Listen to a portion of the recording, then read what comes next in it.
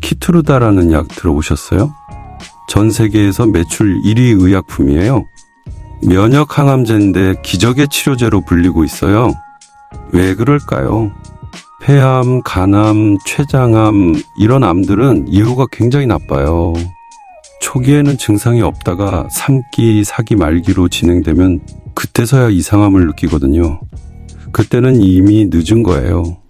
돌이킬 수 없는 상황이 되는 거죠. 특히 폐암은 사망률이 굉장히 높은 3대 암 중 하나예요. 키트루다가 이런 폐암 환자들에게 엄청난 희망을 줬어요. 완치까지 기대할 수 있을 정도로 극적인 효과를 보여줬거든요. 그런데 치명적인 단점이 있어요. 반응률이 낮다는 거예요. 10명한테 투여하면 7명에서 8명은 치료 효과가 전혀 없어요. 제로예요. 나머지 2명에서 3명만 극적인 효과를 보는 거죠. 완치까지 가능할 정도로요. 그럼 이 반응률을 높이면 어떻게 될까요? 23명을 45명으로만 올려도 엄청난 시장이 창출되는 거예요. 여기서 등장한 게 mRNA 암 백신입니다. 업계 관계자들 사이에서는 이미 뜨거운 화제예요. mRNA 암 백신이 키트루다의 반응률을 크게 높이는 임상 결과들이 속속 발표되고 있거든요. 독감 백신처럼 암 백신을 맞는 시대가 오고 있어요. 2028년에 첫 번째 mRNA 암 치료제가 나올 것으로 예상돼요. 시장 규모가 얼마나 되냐? 2030년에 1천억 달러, 우리 돈으로 150조 원을 넘어설 거예요. 첫 번째 상용화되는 mRNA 암 백신은 블록버스터 등급이에요. 연매출 10억 달러 이상이 확실시되고 있습니다. 코로나 때 mRNA 백신 맞으셨죠? 화이자, 모더나 그 기술이 이제 암 치료로 확장되는 겁니다. 화이자는 팬데믹 기간 3년 동안 연간 수십조 원씩 벌어들였어요. 막대한 현금을 확보해서 지금 혁신 신약 개발에 올인하고 있어요. 모더나는 mRNA 플랫폼 원천 기술을 독점하고 있어요. 코로나 백신에서는 화이자에 밀렸지만 암 치료제 시장에서는 선점하겠다는 목표로 대규모 투자를 하고 있죠. 글로벌 빅파마들의 기대감이 폭발적이에요. 상반기에 임상 3상 결과가 발표될 예정이고 그 결과에 따라 관련 기업들의 기술 이전이 폭발할 것으로 예상됩니다. mRNA 암 백신이 정확히 뭔지, 어떻게 작동하는지, 왜 게임 체인저인지, 그리고 어떤 국내 기업들이 수혜를 받을지 상세하게 정리해 드릴게요. 자, 그럼 먼저 키트루다가 뭔지부터 이해하고 넘어가야겠죠? 키트루다는 면역 관문 억제제예요. 영어로 이뮨 체크포인트 이니비터라고 하죠. 우리 몸의 면역 시스템은 굉장히 정교해요. 정상세포는 공격하지 않고 비정상세포만 골라서 공격하거든요. 그런데 암세포가 교묘해요. 면역세포를 속이는 거예요. 어떻게 속이냐? 면역관문이라는 걸 이용해요. 면역관문이 뭐냐? T세포, 우리 몸의 면역세포가 너무 과하게 공격하지 못하도록 브레이크를 거는 시스템이에요. 정상적으로는 좋은 기능이에요. 면역세포가 과하게 활성화되면 정상세포까지 공격해서 자가면역 질환이 생기거든요. 그런데 암세포가 이걸 악용해요. PDL1이나 IDO1 같은 단백질을 만들어서 T세포에 나는 정상세포야 공격하지 마라고 신호를 보내는 거죠. T세포는 속아서 암세포를 공격하지 않아요. 그래서 암이 자라는 겁니다. 키트루다는 이 면역관문을 차단해요. PDL1 같은 단백질을 막아버리는 거죠. 그럼 T세포가 이거 암세포였구나 하고 공격하기 시작해요. 효과가 나타나면 극적이에요. 말기 암 환자가 완치되는 경우도 있거든요. 그런데 문제가 뭐냐? 반응률이 20%에서 30%밖에 안 돼요. 10명 중 7명에서 8명은 전혀 효과가 없어요. 왜 그럴까요?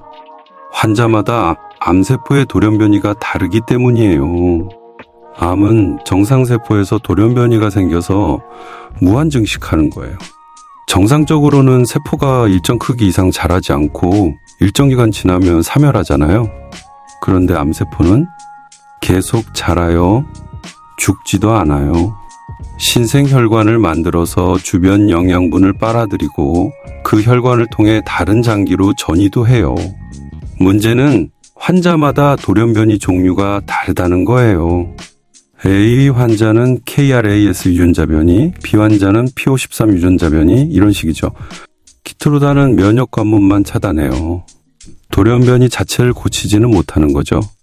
그래서 어떤 환자는 효과가 있고 어떤 환자는 효과가 없는 겁니다. 반응률을 높이는 게 인류가 암을 정복하는 데 가장 중요한 과제예요.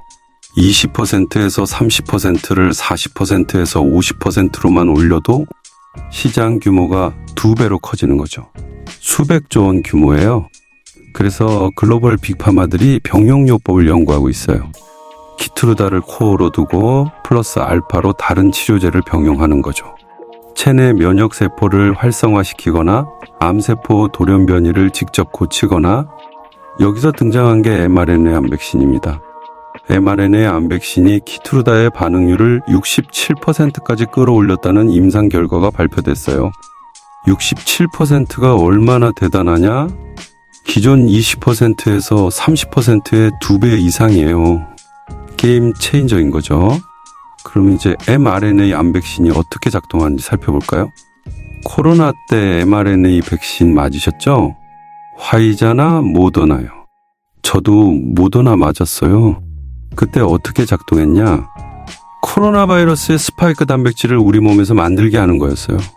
독성 물질은 없고 겉모습만 비슷한 가짜 바이러스죠. 바이러스 유사체라고 해요. 그럼 T세포가 미리 학습해요. 아, 이렇게 생긴 게 들어오면 위험하구나 하고요. 나중에 진짜 코로나 바이러스가 들어와도 T세포가 바로 공격해서 중증으로 안 가는 거죠. 암 백신도 똑같은 원리예요. 암세포는 빠른 성장을 위해서 정상 유전자를 많이 포기해요. 우리 몸에는 항상성이라는 게 있어요. 일정 수준을 유지하려는 성질이죠. 밥을 아무리 많이 먹어도 키가 5m, 10m로 안 자라잖아요. 세포도 마찬가지로 성장을 조절하는 유전자가 있어요. 그런데 암세포는 이런 유전자를 포기해버려요. 무한 증식을 위해서요. 그 결과 뭐가 생기냐? 바이러스 저항 능력이 약해져요. 정상세포는 바이러스가 침투하면 면역 반응으로 막는데 암세포는 그 능력이 없어요. 여기에 차가 난 거예요. 암세포에 바이러스를 침투시키면 어떨까? 과거에 신라젠이라는 회사가 이런 개념으로 주가가 15배 급등했었어요.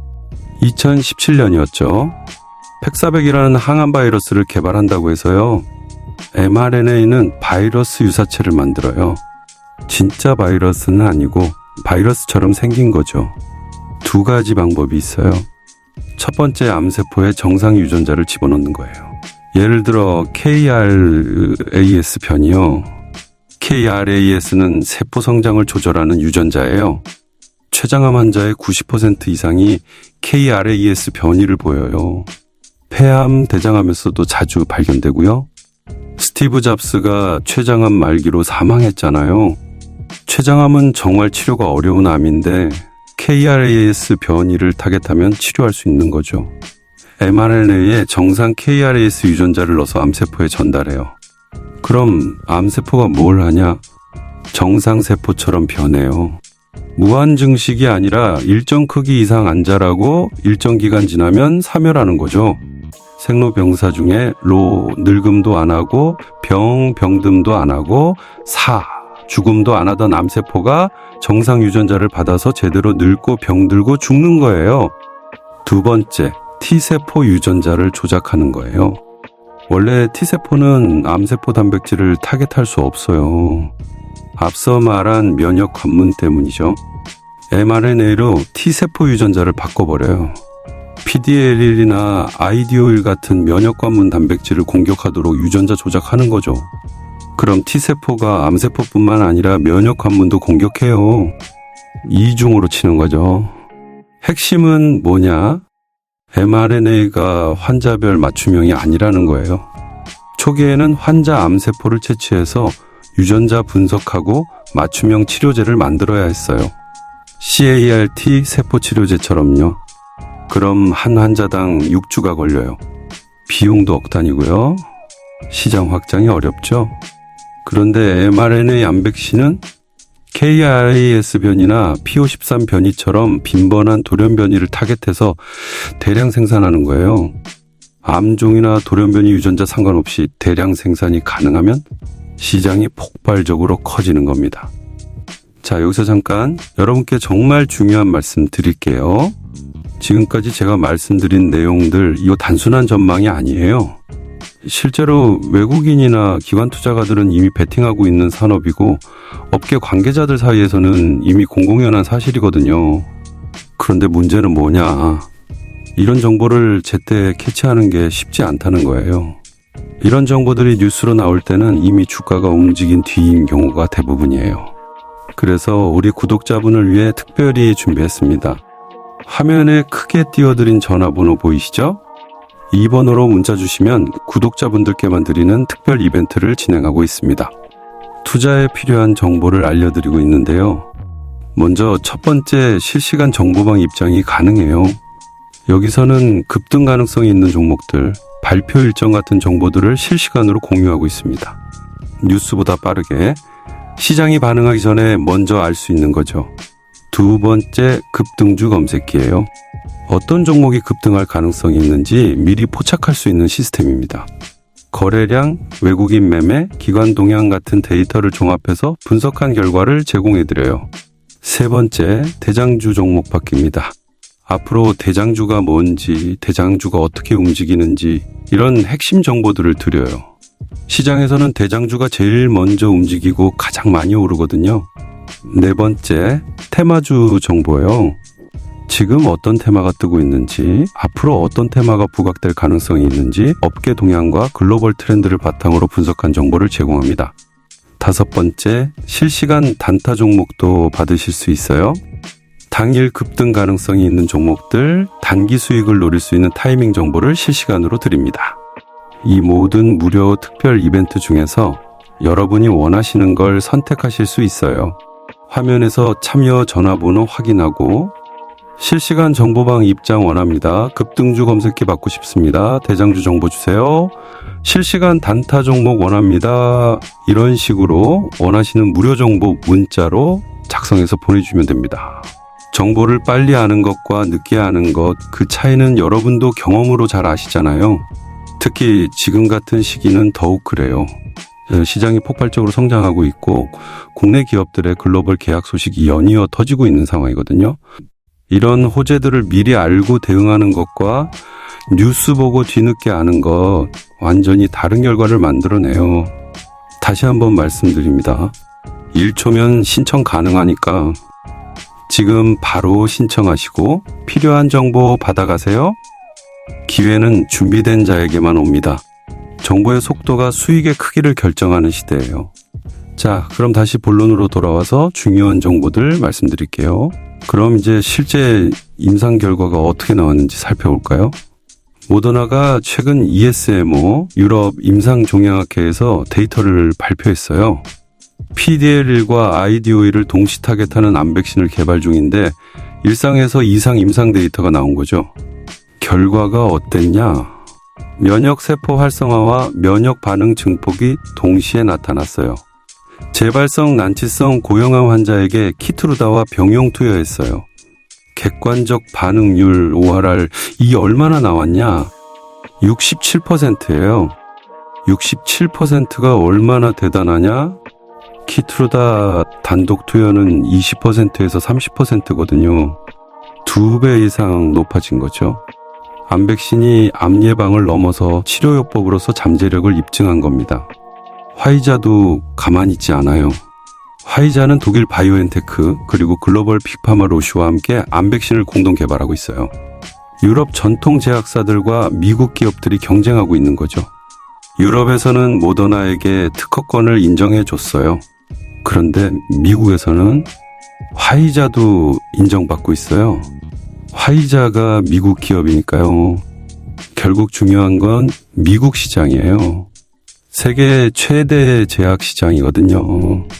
모더나와 화이자의 개발 경쟁이 국내 제약 바이오 기업들에게도 영향을 미쳐요. 어떻게요? 기술 이전이죠.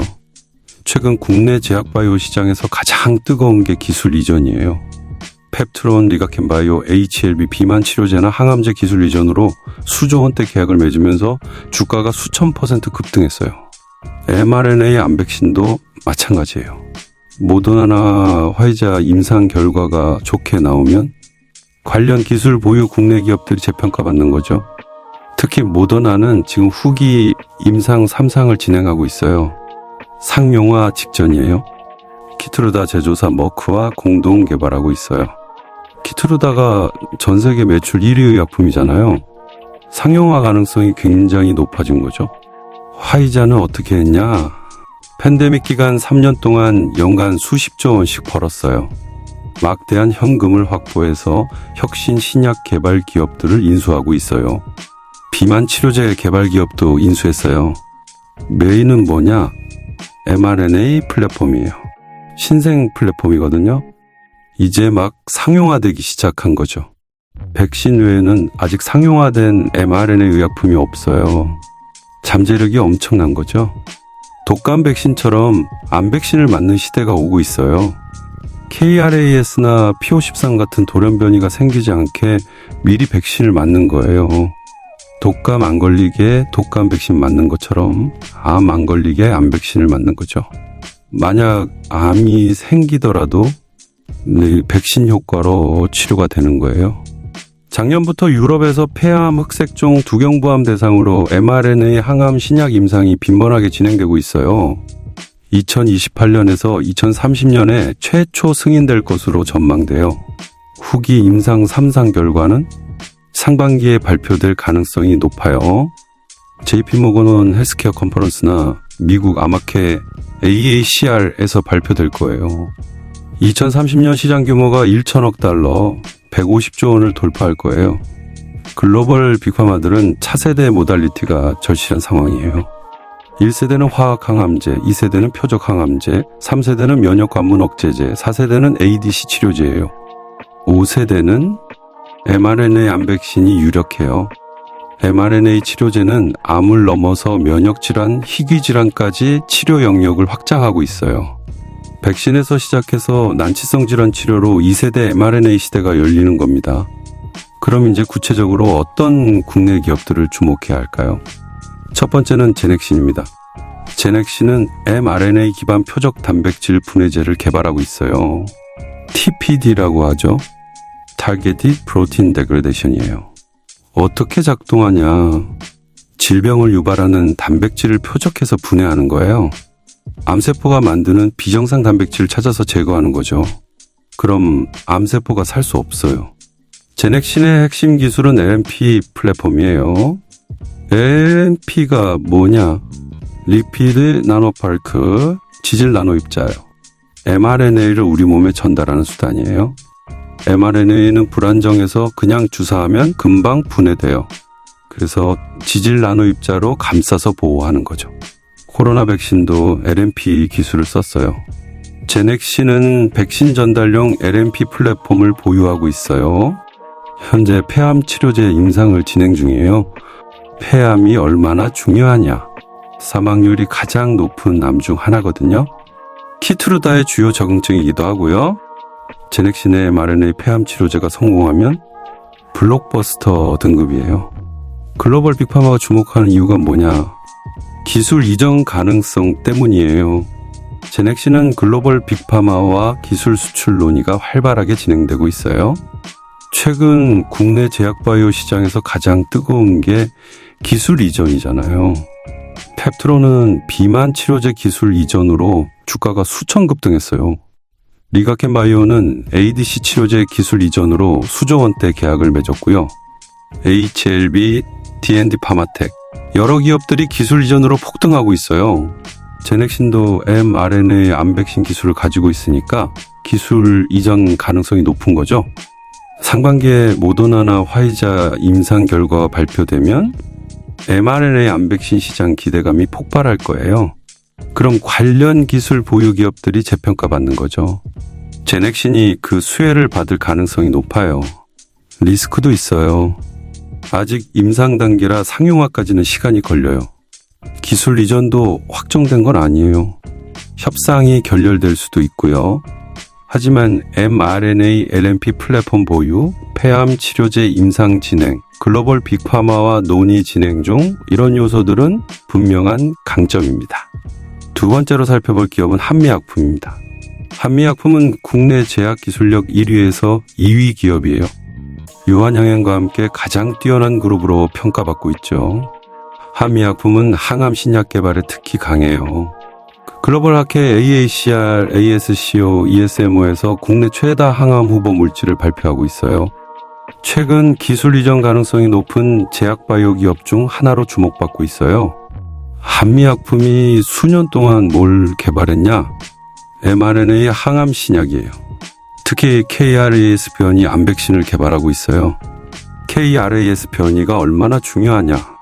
폐암, 대장암, 췌장암 같은 고형암에서 매우 높은 빈도로 발견돼요. 췌장암 환자의 90% 이상이 KRAS 변이를 보여요. 스티브 잡스가 췌장암으로 사망했잖아요. KRAS 변이를 치료할 수 있으면 췌장암을 정복하는 거예요. 폐암, 대장암도 마찬가지고요. KRAS 변이가 흔하게 발견되거든요. 한미약품은 KRAS 외에도 P53을 타겟하고 있어요. P53이 뭐냐?